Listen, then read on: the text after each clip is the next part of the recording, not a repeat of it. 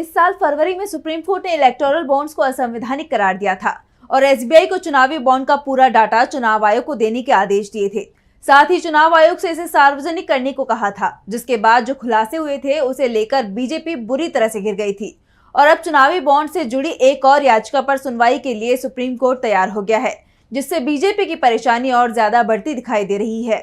देखिए रिपोर्ट। चुनावी बॉन्ड मामले में एक बार फिर से बीजेपी की मुश्किलें बढ़ने वाली हैं। पहले से ही पार्टी चुनावी चंदे को लेकर बैकफुट पर है और अब इस मामले में एसआईटी गठन की संभावनाओं ने उसे और भी डरा दिया है।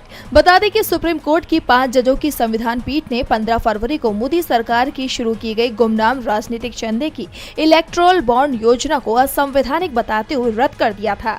बाद में सुप्रीम कोर्ट के आदेश पर चुनावी बॉन्ड की पूरी जानकारी सार्वजनिक की गई थी, जिसमें ये सामने आया था कि सबसे ज्यादा चंदा बीजेपी को मिला है और बीजेपी को चंदा देने वाली अधिकांश कंपनियां या तो ईडी के रडार पर थी या फिर ऐसी कंपनियां थी जो भारी नुकसान में चल रही थी। कई कंपनियों का तो टर्नओवर भी उतना नहीं था जितना उन्होंने बीजेपी को चंदा दिया था और अब इसी को लेकर याचिका सुप्रीम कोर्ट में लगाई गई है, जिसमें इलेक्टोरल बॉन्ड के जरिए राजनीतिक दलों, कॉर्पोरेट और अधिकारियों के बीच कथित लेन देन की विशेष जाँच दल से जाँच कराने की मांग की गई है।